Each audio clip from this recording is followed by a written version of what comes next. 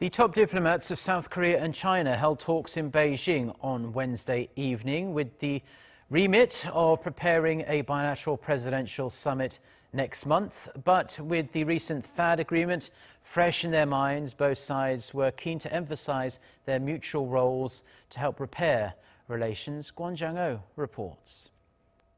We're talking about peace in Syria, very important. We're talking about North Korea. We had a call that lasted almost an hour and a half. We've just put out a release on the call, but we're talking very strongly about bringing peace to Syria.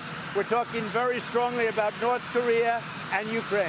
Well, that's President Trump, of course, speaking out about that phone call yesterday with Russian President Vladimir Putin. They apparently covered a wide range of topics, including, as you heard, North Korea, which now is facing new sanctions after the president designated Pyongyang as a state sponsor of terrorism. Well, the next guest says hitting North Korea in the wallet is, of course, a better option than war, and who can doubt that? Lieutenant Colonel Ralph Peters is a Fox News strategic analyst. Colonel Peters, good to see you. Happy Thanksgiving, Eric. Yeah, happy Thanksgiving, too. This is actually a redesignation of North Korea because it was President George W. Bush who took it off the state-sponsored list of terrorist states. Ronald Reagan originally did it back in the late 80s. Do you support this and more sanctions? Of course. Anything we can do to prevent a war is good. Now, this crisis is so serious, with a finite amount of time left to solve it, that we may ultimately wind up in a shooting war with North Korea. But my position is better the threat of a trade war with China than the threat of a shooting war anywhere. And the real key here, if you want to force the stumbling, bumbling North Korean economy to a stop, the key is still China. Now, China has been taking some more positive moves and observing UN sanctions and so forth, but it's still not doing enough. It still is the big key. And we need China to really help us and stop trying to play both sides of the fence. You know, what are the chances of that? I mean, look, they haven't cut off the oil. They cut off some of the coal, not all of it. They said they were going to stop the banks under that UN resolution passed into September, but that hasn't happened, at least to the end of the year. They haven't kicked out all the North Korean companies, and they haven't, kicked out the North Korean workers who were kicking back a lot of money to Pyongyang. So how can you really trust them? Well, yeah, you can't trust them. And actually, that's a crucial problem with every American president, Democrat or Republican. They trust individuals, whether it's President Xi of China or Putin in Russia. This is not about individuals. Statecraft is about realpolitik and measurable results. And, that backslapping, we're all pals stuff, we sucker for it time and again. With President Xi, you can't have a nice dinner with him and think you're friends. You've got to demand measurables, metrics. Show me what you're really doing. And everything you said, Eric, is absolutely right. China has been trying to have it both ways. They're getting better. So what will it take to, make them the best? I mean, they sent an envoy earlier in the week to North Korea, and guess what the North Korean news agency said? That this guy was bringing gifts. There's no mention of any discussion about the nuclear program at all. Yeah, well, and certainly there wouldn't be, but the Chinese have a problem of their own in their hands now, in that the Chinese always regarded North Korea as a very valuable ally in peacetime and war, focused against us, keeping us preoccupied and busy. But North Korea has now slipped the leash. Even China cannot control it. It's worried about the regime collapsing with chaos in the peninsula, reunification of the Koreas, and the real complicating factor at this point is it's not just China. China's the big player. China is the ultimate key. But now you have Vladimir Putin turning a blind eye, actually encouraging smuggling into and from North Korea, from the Vladivostok and the Russian Far East. Yeah, because on one hand, if China does cut off some of the oil, as you just pointed out, Putin will then just do an end run and supply the oil to North Korea. Yeah, there have to be penalties. And for China, I think the sanctions that were announced yesterday, they do go on beyond the merely symbolic, but it was important that a couple Chinese entities were on that. That was a nudge to President Xi that we can get a lot more serious. But ultimately, I do think the key to China reining in North Korea to the extent they can, to the maximum extent they can, is threats on trade. We've got to recognize that China needs us right now economically more than we need China. And we have to be willing, look, it's better to take some financial losses for a limited period of time than to have a war that could potentially draw on the entire region. That is certain, especially with the millions in Seoul and elsewhere who could be vulnerable to that. Lieutenant Colonel Rob Peters, thank you. Happy Thanksgiving. And you and all the viewers. Of course, and we'll see if one day China threatens to turn off the lights in North Korea to finally give that message to Kim Jong-un. South Korea and China's foreign ministers met in Beijing on Wednesday. Laying the groundwork for President Moon Jae-in's trip to the Chinese capital next month topped the agenda. The two sides agreed that the visit will take place around mid-December with the aim to strengthen and enhance the South Korea-China relationship. That relationship has been tested over the last year after Beijing objected to Seoul's decision to deploy the US THAAD anti-missile system on Korean soil. Despite the two governments reaching an understanding over the issue and announcing their intent to re-normalize relations last month, Beijing's top diplomat Wang Yi began the meeting warning Seoul that they need to uphold their end of the agreement to make sure THAAD does not encroach on China's national security interests. There's a Chinese saying, promises must be kept, actions must yield results. We hope the South Korean side will continue to appropriately handle this matter.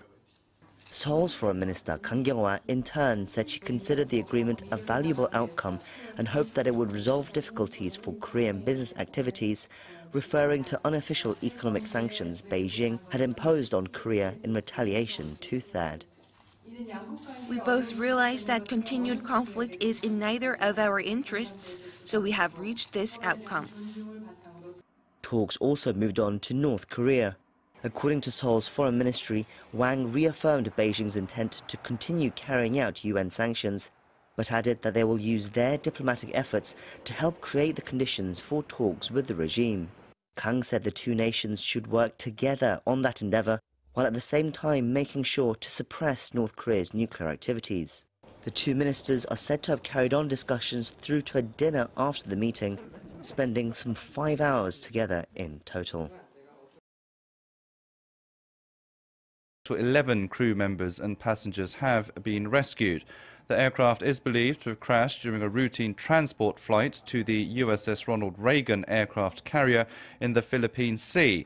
The Navy did not disclose the type of aircraft involved, but Japan's self-defense forces say it was a C-2 Greyhound. Wednesday's crash follows a spate of US Navy accidents in the region, some of which were fatal, raising questions about Navy training and the pace of operations. Months, dubbed Vilayat. Iran has conducted numerous exercises over the past few years to enhance the defense capabilities of its armed forces and to test modern military tactics and sophisticated military hardware. Good morning. We just returned from a historic 12-day trip to Asia. Everywhere we went, the American delegation was greeted with tremendous hospitality and tremendous respect. People are respecting our country again, believe me. We brought back more than $300 billion worth of deals, which could reach well over $1 trillion within a very near future. That means jobs for the United States at a very high level. As you know, we've just come up with the best job performance in over 17 years. But this is a lot more jobs. We think the number is going to actually get a lot better. We're going to also put a lot of people that have not been able to find jobs, we're going to put them back to work because they're not registered right now. They'll be registered in a positive sense. Japanese car companies will be opening up and expanding their plants in our country. We work very closely with Prime Minister Abe on that. We're renegotiating our bad trade deal with South Korea. And we started talking about bilateral trade with many countries in Asia. And most importantly, we've made clear to all countries that we cannot continue to be treated unfairly when it comes to trade any longer. It's not fair to our companies, and it's not fair to our workers. Last year, we lost over $800 billion on trade deals with other countries. So we had a negative number, a trade deficit of almost $800 billion with other countries. That's not going to be happening. That's changing. And I explained that to them from the standpoint of Asia. They understand it. Every one of them understand it. One of the primary goals of our trip was to pursue the denuclearization of the Korean Peninsula.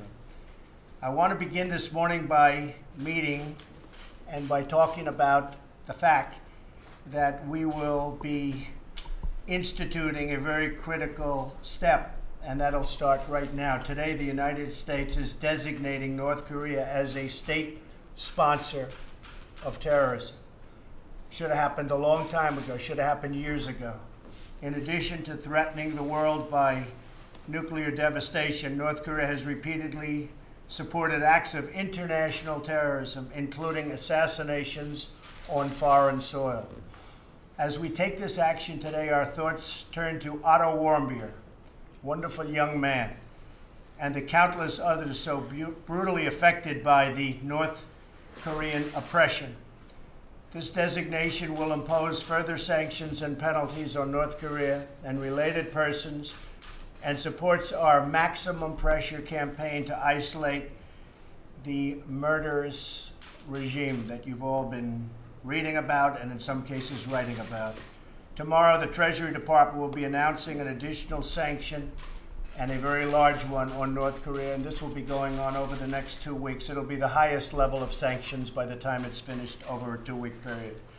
The North Korean regime must be lawful. It must end its unlawful nuclear and ballistic missile development and cease all support for international terrorism, which it is not doing.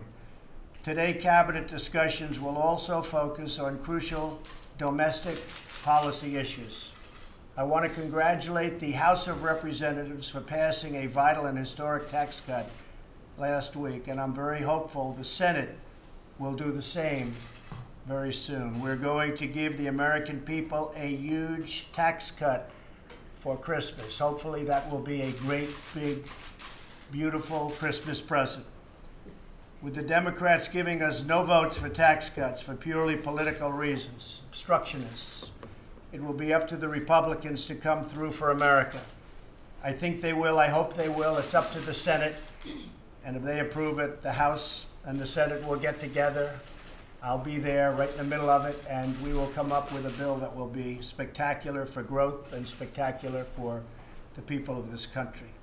Our tax plan will bring urgent relief to hardworking families. We'll reduce rates, increase the amount of income taxed at a rate of 0, expand the child tax credit, very important, and simplify taxes, as most families will be able to file on a single sheet of paper. We'll restore America's competitive edge so we can bring back our jobs. We want to bring our jobs back to our country. We were decimated over the last 40 years. We want to bring our jobs back to the United States. We'll go from being one of the highest taxed nations in the world to one of the lowest taxed nations in the world. Corporate rates will be reduced from 35% all the way down to 20%, which will make us competitive again, and companies won't be leaving our country. Finally, our tax plan will return trillions of dollars in wealth to our shores so that companies can invest in America again. At the same time, we're working to reduce wasteful government spending. We will hear from Budget Director Mick Mulvaney, who is working with my cabinet to find taxpayer savings in each and every department.